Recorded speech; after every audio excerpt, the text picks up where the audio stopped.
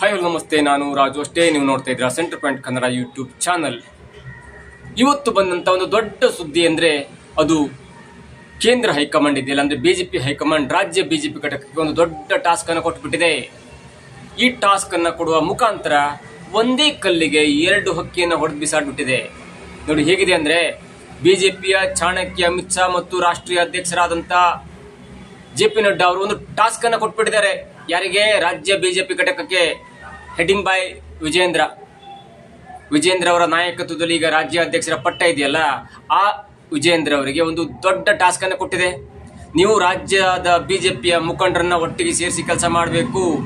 ಜೊತೆಗೆ ನೀವು ಇನ್ನು ಮುಂದೆ ಕೈಗೊಳ್ಳಲಿರುವಂತಹ ಒಂದು ನಿರ್ಣಯ, ಪ್ರತಿಭಟನೆ ಅದು ಯಾವ ಮಟ್ಟಿಗಿರ್ಬೇಕಂದ್ರೆ, ಒಂದು ಆಡಳಿತಾರೂಢವಾದಂತಹ ಕಾಂಗ್ರೆಸ್ ಪಕ್ಷವನ್ನ ಮುಜುಗರಕ್ಕೆ ಈಡು ಮಾಡಬೇಕು ಮತ್ತು ಬೆಲೆ ಏರಿಕೆ ಅಂತ ವಿಷಯನ ಇಟ್ಕೊಂಡು ನೀವು ಹೋರಾಟವನ್ನು ಮಾಡಬೇಕು. ಕಾಂಗ್ರೆಸ್ ಪಕ್ಷಕ್ಕೆ ನಿಮ್ಮ ಹೋರಾಟ ದೊಡ್ಡ ಮುಳುವಾಗಬೇಕು ಮತ್ತು ಜನರಲ್ಲಿ ಆಕ್ರೋಶವನ್ನ ವ್ಯಕ್ತಪಡಿಸುವಂತೆ ಮಾಡಬೇಕು. ಇದು ಒಂದು ಟಾಸ್ಕ್.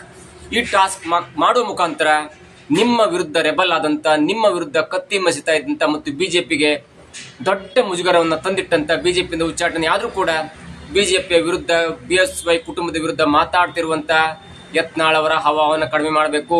ಯತ್ನಾಳ್ ಅವರು ಈಗಲೂ ಕೂಡ ಬಾಯಿ ಬಂದ ಮಾತಾಡ್ತಾ ಇದ್ದಾರೆ. ಅದನ್ನ ಕಡಿಮೆ ಮಾಡಬೇಕು ಎನ್ನುವ ದೃಷ್ಟಿಯಲ್ಲಿ ನಿಮ್ಗೊಂದು ಟಾಸ್ಕ್ ಕೊಡ್ತಾ ಇದ್ದೇನೆ. ಈ ಟಾಸ್ಕ್ ಕೊಡುವ ಮುಖಾಂತರ ನಿಮ್ಮ ಜವಾಬ್ದಾರಿ ಮತ್ತು ನಿಮ್ಮ ಈ ವ್ಯಕ್ತಿತ್ವವನ್ನು ತೋರ್ಪಡಿಸಬೇಕು. ಜೊತೆಗೆ ಕಾಂಗ್ರೆಸ್ ನನ್ನ ಮುಜುಗರಕ್ಕೆ ಈಡು ಮಾಡಬೇಕು. ಕಾಂಗ್ರೆಸ್ ಮಾಡ್ತಿದ್ದಂತ ಈ ಭ್ರಷ್ಟಾಚಾರ, ದುರಾಡಳಿತ, ಹೀಗೆ ಅನೇಕ ಬೆಲೆ ಏರಿಕೆ ಅಂತ ಒಂದು ಕಾರ್ಯ ಇದೆಯಲ್ಲ, ಅವನ್ನ ಎತ್ತಿ ತೋರಿಸಬೇಕು, ಜನರನ್ನ ಮನ ಮುಟ್ಟುವಂತೆ ತಲುಪಿಸಬೇಕು. ಹೀಗೆ ಮಾಡುವ ಮುಖಾಂತರ ಒಂದ್ ಕಡೆ ಕಾಂಗ್ರೆಸ್ ಪಕ್ಷ ಕೂಡ ಡೌನ್ ಆಗುತ್ತೆ. ಜೊತೆಗೆ ನಿಮ್ಮ ವಿರುದ್ಧ ತಿರುಗಿ ಬಿದ್ದಂತ ಯತ್ನಾಳ್ ಅವರ ರೋಷ, ಆಕ್ರೋಶ, ಹವಾ ಮತ್ತು ಅವರು ಮೇಂಟೈನ್ ಮಾಡ್ತಿದ್ದಂತ ಈ ಸುದ್ದಿಗಳಲ್ಲಿ ಅವರು ಮಾಡ್ತಾ ಇದ್ದಂತ ಸುದ್ದಿ ಇದೆಯಲ್ಲ, ಸುದ್ದಿ ಮಾಧ್ಯಮಗಳಲ್ಲಿ ಅವರು ಮಾಡ್ತಿದ್ದಂತ ಸುದ್ದಿ, ಅವೆಲ್ಲಕ್ಕೂ ಕೂಡ ಬ್ರೇಕ್ ಹಾಕದಂಗ ಆಗುತ್ತೆ. ಹಾಗಾಗಿ ವಿಜೇಂದ್ರ ಅವರಿಗೆ ಅಮಿತ್ ಶಾ ಮತ್ತು ನಡ್ಡಾ ಅವರು ನೇರವಾಗಿ ಒಂದು ಸಂದೇಶವನ್ನು ಕಳಿಸಿದ್ದಾರೆ. ಈಗಾಗಲೇ ನೀವು ಒಂದು ಪ್ರೆಸ್ ಮೀಟ್ ಕರೆದು ಹೇಳಬೇಕು, ರಾಜ್ಯಾದ್ಯಂತ ಏಪ್ರಿಲ್ 2ರಿಂದ ನಾವು ದೊಡ್ಡದಾದಂತ ಪ್ರತಿಭಟನೆ ಮಾಡ್ತೇವೆ. ಇಡೀ ರಾಜ್ಯಾದ್ಯಂತ ತಾಲೂಕು ಸೇರಿ ಇಡೀ ನಮ್ಮ ಕಾರ್ಯಕರ್ತರು ಪ್ರತಿಭಟನೆಗೆ ರೆಡಿ ಆಗ್ತಾರೆ ಮತ್ತು ಅಹೋರಾತ್ರಿಯ ಧರಣಿಯನ್ನು ಕೂಡ ಮಾಡಬೇಕು. ನೀವು ಅದಕ್ಕೆ ಸ್ಥಳವನ್ನು ಫಿಕ್ಸ್ ಮಾಡ್ಕೊಳ್ಳಿ, ಡೇಟ್ ಅನ್ನು ಫಿಕ್ಸ್ ಮಾಡ್ಕೊಳ್ಳಿ, ಯಾವ ಏರಿಯಾದಲ್ಲಿ, ಯಾವ ಜಿಲ್ಲೆಯಲ್ಲಿ ಏನೇನು ಮಾಡಬೇಕು ಎನ್ನುವುದನ್ನ ಪ್ಲಾನ್ ಹಾಕೊಂಡು ನೀವು ಕಾರ್ಯಕರ್ತರಿಗೆ ಕರೆ ಕೊಡಬೇಕು. ಹಾಗಾಗಿ ಈ ಸಂದೇಶ ಬಂದ ಕೂಡಲೇ ವಿಜೇಂದ್ರ ಅವರು ಎಚ್ಚೆತ್ತುಕೊಂಡಿದ್ದಾರೆ. ತನಗೊಂದು ದೊಡ್ಡ ಪವರ್ ಸಿಕ್ಕಿದೆ. ರಾಜ್ಯಾಧ್ಯಕ್ಷರ ನೇಮಕ ಮರು ನೇಮಕ ಆಗುತ್ತೋ ಅಥವಾ ನನ್ನನ್ನು ಈ ರಾಜ್ಯದ ಅಧ್ಯಕ್ಷನಾಗಿ ಒಂದು ವರ್ಷಗಳ ಕಾಲ ಮುಂದುವರಿಸ್ತಾರೋ ಅದು ಬೇಡ. ಆದ್ರೆ ಹೈಕಮಾಂಡ್ ಕೊಟ್ಟಂತ, ನನ್ನ ಮೇಲೆ ಕೊಟ್ಟಂತ, ನನ್ನನ್ನು ನಂಬಿ ಕೊಟ್ಟಂತ ಟಾಸ್ಕ್ ಅನ್ನು ನಾನು ಸಂಪೂರ್ಣವಾಗಿ ಪೂರ್ಣಗೊಳಿಸಬೇಕು. ಜೊತೆಗೆ ಹೀಗೆ ಮಾಡುವ ನಿಟ್ಟಿನಲ್ಲಿ ಬಿಜೆಪಿಯಿಂದ ಸ್ವಲ್ಪ ದೂರ ಸರಿದಿರುವಂತ, ಬಿಜೆಪಿಯಿಂದ ಒಂದು ಕಾಲು ಹೊರಗಿಟ್ಟಿದ್ದಂತ ಶ್ರೀರಾಮುಲು ಅವರನ್ನು ಕೂಡ ಪ್ರೆಸ್ ಮೀಟ್ಗೆ ಫೋನ್ ಮಾಡಿ ಕರಿತಂದು ಪಕ್ಕದಲ್ಲಿ ಕೂರಿಸಿಕೊಂಡು ಅವರನ್ನು ಕೂಡ ಮಾತಾಡಿಸಿದ್ರು. ಸುದೀರ್ಘ ಅರ್ಧ ಗಂಟೆಗಳ ಕಾಲ ಮಾತನಾಡಿದಂತ ವಿಜೇಂದ್ರ ಅವರು, ನಾವು ಏನೇನು ಮಾಡಬೇಕು, ಹಾಲಿನ ರೇಟ್ ಜಾಸ್ತಿ ಆಗ್ತಿದೆ, ಕರೆಂಟ್ ರೇಟ್ ಜಾಸ್ತಿ ಆಗ್ತಿದೆ, ನೀರಿನ ಬೆಲೆ ಜಾಸ್ತಿ ಆಗ್ತಿದೆ, ಮೆಟ್ರೋ ರೇಟ್ ಜಾಸ್ತಿ ಆಯ್ತು, BMTC ರೇಟ್ ಜಾಸ್ತಿ ಆಯ್ತು, ಹೀಗೆ ಅನೇಕ ದಿನ ಉಪಯೋಗಿಸುವಂತ ವಸ್ತುಗಳ ಬೆಲೆ ಗಗನಕ್ಕೇರಿಬಿಟ್ಟಿದೆ. ಪದೇ ಬಂದ 1.5 ವರ್ಷದಲ್ಲಿ ಬರೋಬ್ಬರಿ 3 ಸಲ ಹಾಲಿನ ರೇಟನ್ನ ಜಾಸ್ತಿ ಮಾಡಿದೆ. ಹಾಗಾಗಿ ಬಗ್ಗರು ಎಲ್ಲಿ ಹೋಗಬೇಕು, ದೀನದಲಿತರು ಎಲ್ಲಿ ಹೋಗಬೇಕು?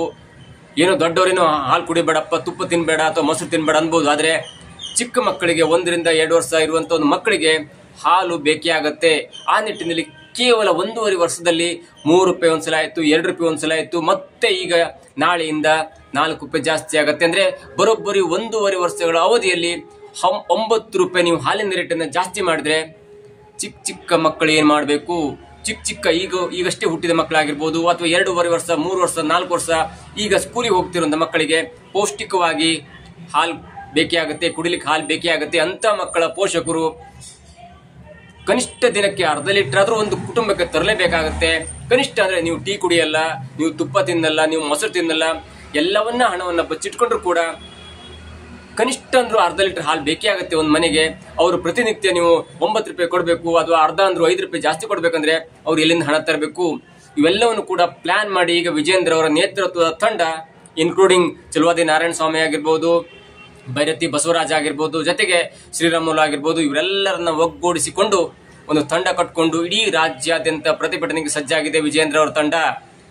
ಈ ವಿಜೇಂದ್ರ ಅವರಿಗೆ ದೊಡ್ಡ ಪವರ್ ಬಂತು. ಹೇಗಂದ್ರೆ ಅದು ಹೈಕಮಾಂಡ್ ನಿರ್ಧಾರದಿಂದ. ಹೈಕಮಾಂಡ್ ಅವರಿಗೆ ನೇರವಾಗಿ ಒಂದು ಸಂದೇಶವನ್ನು ಕೊಟ್ಟು, ನೀವು ಅಹೋರಾತ್ರಿ ಧರಣಿಗೆ ಅಥವಾ ಏನಾದ್ರು ಮಾಡಿ ನೀವು, ಆದ್ರೆ ನಾನು ಕೊಡೋ ಒಂದು ಸಂದೇಶದಿಂದ ನೀವು ಎರಡು ಬಣಗಳನ್ನ, ಎರಡು ಹಕ್ಕಿಗಳನ್ನ ಹೊಡೆದಾಕ್ಬೇಕು. ಒಂದು, ನೀವು ಮಾಡುವ ಪ್ರತಿಭಟನೆಯಿಂದ ಕಾಂಗ್ರೆಸ್ ಪಕ್ಷಕ್ಕೆ ಮುಜುಗರವಾಗಬೇಕು, ಜೊತೆಗೆ ಕಾಂಗ್ರೆಸ್ ಪಕ್ಷ ಹೀನಾಯವಾಗಿ ನೆಕ್ಸ್ಟ್ ಚುನಾವಣೆಯಲ್ಲಿ ಸೋಲುವಂತೆ ಮಾಡಬೇಕು, ಜೊತೆಗೆ ಅವರು ಕೈಗೊಂಡಂತ ನಿರ್ಧಾರವನ್ನು ವಾಪಸ್ ತೆಗೆದುಕೊಳ್ಳುವ ತನಕ ನೀವು, ಅಂದ್ರೆ ಹಾಲಿನ ರೇಟ್ ಆಗಿರ್ಬೋದು, ಕರೆಂಟ್ ರೇಟ್ ಆಗಿರ್ಬೋದು, ಅಂದ್ರೆ ವಿದ್ಯುತ್ ಶಕ್ತಿ ರೇಟ್ ಆಗಿರ್ಬೋದು, ನೀರಿನ ರೇಟ್ ಜಾಸ್ತಿ ಆಗಿರ್ಬೋದು, ಅನೇಕ ಈ ದಿನ ಉಪಯೋಗಿಸುವಂತ ಬೆಲೆಯ ಏರಿಕೆ ಇದೆಯಲ್ಲ, ಅವೆಲ್ಲವನ್ನು ಕೂಡ ಸರ್ಕಾರದಲ್ಲಿ ಅಧೀನದಲ್ಲಿ ಬರುವಂತ ಎಲ್ಲಾ ಬೆಲೆ ಏರಿಕೆಯನ್ನ ವಾಪಸ್ ಪಡೆಯುವಂತೆ ನೀವು ಒತ್ತಡವನ್ನು ಹಾಕಬೇಕು. ಅಲ್ಲೇ ತನಕ ನಿಮ್ಮ ಅಹೋರಾತ್ರಿ ಧರಣಿಯನ್ನ ಮುಂದುವರಿಸಬೇಕು.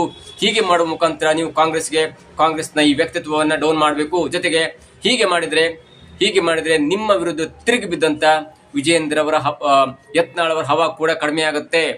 ಹಾಗಾಗಿ ನೀವು ಈ ಕ್ಷಣದಿಂದಲೇ ಕೂಡ ನೀವು ದೊಡ್ಡ ಪ್ರತಿಭಟನೆಗೆ ಸ್ಕೆಚ್ ಹಾಕಬೇಕು ಎನ್ನುವ ದೃಷ್ಟಿಯಲ್ಲಿ ಹೈಕಮಾಂಡ್ ನಿರ್ಧಾರವನ್ನ ಒಪ್ಪಿಕೊಂಡಂತ ವಿಜಯೇಂದ್ರ ಅವರು ಇದೀಗ ತನಗೆ ಒಂದು ಎಕ್ಸ್ಟ್ರಾ ಫೋರ್ಸ್ ಕೊಟ್ಟಿದ್ದಾರೆ, ಎಕ್ಸ್ಟ್ರಾ ಒಂದು ಪವರ್ ಕೊಟ್ಟಿದ್ದಾರೆ ಅನ್ನೋ ದೃಷ್ಟಿಯಲ್ಲಿ ತಾನು ಕೈಗೊಳ್ಳಿರುವ ಪ್ಲಾನ್ ಅನ್ನ ಮಾಧ್ಯಮಗೋಷ್ಠಿಯಲ್ಲಿ ಹೇಳಿದ್ರು. ಆ ಮಧ್ಯ ಒಂದು ಕ್ವಶನ್ ಬಂತು ಯತ್ನಾಳ್ ಅವರ ಬಗ್ಗೆ, ಅದಕ್ಕೆ ಅವರು ಸಾರಾಸಗಟವಾಗಿ ಹೇಳಿದಿಷ್ಟೇ, ಇದು ಸರ್ಕಾರದ ವಿರುದ್ಧವಾಗಿ ಮಾಡುವಂತ ಪ್ರತಿಭಟನೆಯ ಒಂದು ಸ್ಕೆಚ್ ಆಗಿದೆ ಅಥವಾ ಪ್ಲಾನ್ ಆಗಿದೆ. ಹಾಗಾಗಿ ಇಲ್ಲಿ ಬೇರೆ ವಿಷಯಗಳಿಗೆ ಜಾಗ ಇಲ್ಲ ಎನ್ನುವಂತ ನೇರವಾದ ಆಕ್ರೋಶಭರಿತ ಮಾತನ್ನ ಹೇಳ್ಬಿಟ್ರು. ಈ ಆಕ್ರೋಶಭರಿತ ಮಾತನ್ನ ಹೇಳೋದ್ರ ಮುಖಾಂತರ ಈಗ ಕಾಂಗ್ರೆಸ್ಗೂ ಕೂಡ ತಲೆನೋವಾಗಿದ್ದಾರೆ ವಿಜಯೇಂದ್ರ ಅವರು. ಜೊತೆಗೆ ಯತ್ನಾಳ್ ಅವರ ಹವಾವನ್ನ ಕಡಿಮೆ ಮಾಡ್ಲಿಕ್ಕೆ ಏನೆಲ್ಲ ಬೇಕಲ್ಲ ಅದನ್ನು ಕೂಡ ವಿಜಯೇಂದ್ರ ಅವರು ಕ್ರಮವನ್ನ ಕೈಗೊಳ್ತಾ ಇದ್ದಾರೆ. ಯಾಕಂದ್ರೆ ಪಕ್ಷದಿಂದ ದೂರ ಹೋಗಿದ್ದಂತ, ಸ್ವಲ್ಪ ಮಟ್ಟಿನ ಬೇಸರಗೊಂಡಿದಂತ ಶ್ರೀರಾಮುಲು ಅವರನ್ನು ಕೂಡ, ಅಂದ್ರೆ ಹಿರಿಯ ನಾಯಕರವರು ಅವರನ್ನು ಕೂಡ ಈಗ ಈ ಹೋರಾಟದಲ್ಲಿ ಭಾಗಿಯಾಗುವಂತೆ ಮಾಡಿ ಪಕ್ಷದ ಸಂಘಟನೆಗೆ ಒತ್ತನ್ನು ಕೊಡುವ ದೃಷ್ಟಿಯಲ್ಲಿ ಹೈಕಮಾಂಡ್ ನಿರ್ಧಾರದಂತೆ ಈಗ ವಿಜಯೇಂದ್ರ ಅವರು ಒಂದು ಒಳ್ಳೆಯ ಸ್ಟೆಪ್ ಅನ್ನ ತೆಗೆದುಕೊಂಡಿದ್ದಾರೆ ಅಂತ ಹೇಳ್ಬೋದು. ಒಂದು ವೇಳೆ ಹೈಕಮಾಂಡ್ ನೇರವಾಗಿ ಈ ಸ್ಟ್ರೈಕ್ ಮುಗಿದ ನಂತರ, ಈ ಪ್ರತಿಭಟನೆ ಮುಗಿದ ನಂತರ, ಈ ಪ್ರತಿಭಟನೆಯ ಕಾವು ಮತ್ತು ಈ ಪ್ರತಿಭಟನೆಯ ಫಲವನ್ನ ನೋಡಿದಂತ ಹೈಕಮಾಂಡ್ ಇವೆಲ್ಲವನ್ನ ಪರಿಗಣಿಸಿ ಮತ್ತೊಮ್ಮೆ 3 ವರ್ಷಗಳ ಕಾಲ ವಿಜಯೇಂದ್ರವನ್ನ ರಾಜ್ಯಾಧ್ಯಕ್ಷರಾಗಿ ಮಾಡುವ ಎಲ್ಲಾ ಸಂಭವ ಕೂಡ ಇದೆ. ಹಾಗಾಗಿ ಇವೆಲ್ಲವನ್ನ ಅರಿತಿರುವಂತ ವಿಜಯೇಂದ್ರ ಅವರು ಈ ಪ್ರತಿಭಟನೆಯನ್ನ, ಈ ಅಹೋರಾತ್ರಿ ಧರಣಿಯನ್ನ ಎಲ್ಲಿ ತಗೊಂಡೋಗಿ ಮುಗಿಸ್ತಾರೆ, ಜೊತೆಗೆ ಕಾಂಗ್ರೆಸ್ ಮತ್ತು ವಿಜಯೇಂದ್ರ ಅವರಿಗೆ ತಮ್ಮ ಪ್ಲಾನ್ ಇಂದ ಎಷ್ಟು ತಲೆನೋವಾಗಿ ಕಾಡ್ತಾರೆ ಎನ್ನುವುದನ್ನ ಕಾದು ನೋಡಬೇಕಾಗಿದೆ. ಇದಾಗಿತ್ತು ಇವತ್ತಿನ ವಿಶೇಷ. ನೋಡ್ತಾ ಇರಿ centre point Kannada YouTube channel.